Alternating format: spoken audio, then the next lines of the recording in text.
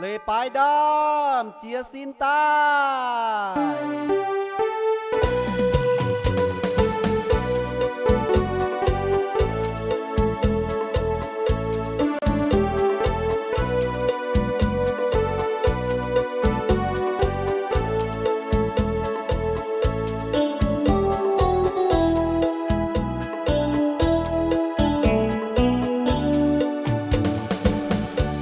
Sunday morning chia xin tại mình xem thiên hú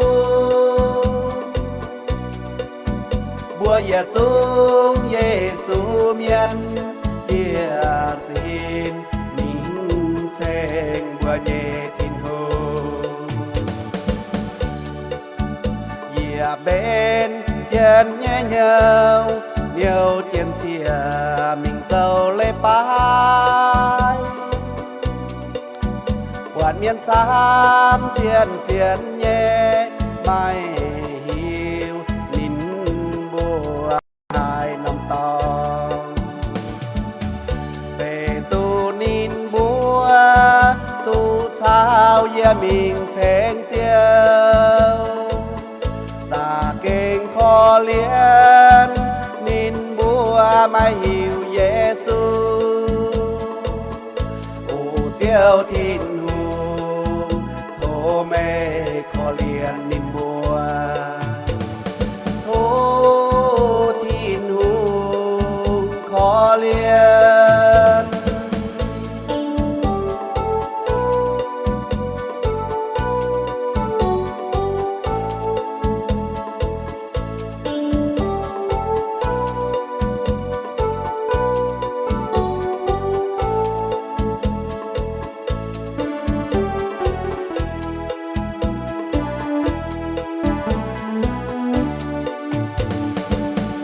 lê bài xiết nhẹ đom chia xin tài mình xem thiên hú bùa Giêsu miên chia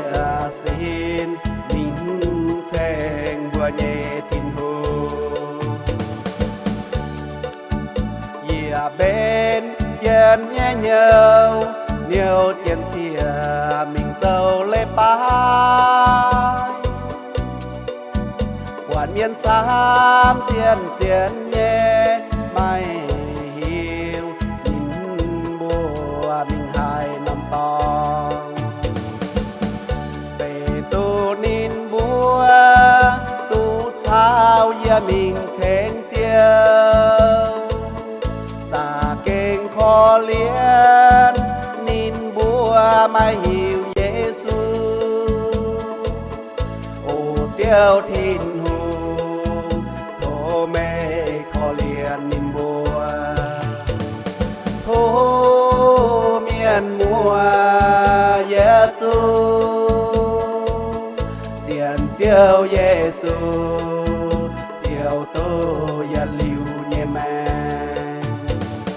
thô miền mùa Giêsu xiên chiều Giêsu